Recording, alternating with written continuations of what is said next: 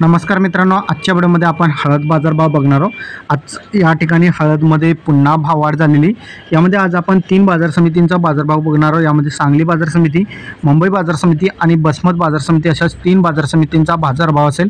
Rail भाव चालू आहे 22,000 रुपये प्रति क्विंटल। आपली पहिली बाजार समिती आहे सांगली बाजार समितीमध्ये 4,795 क्विंटल आवक आलेली होती।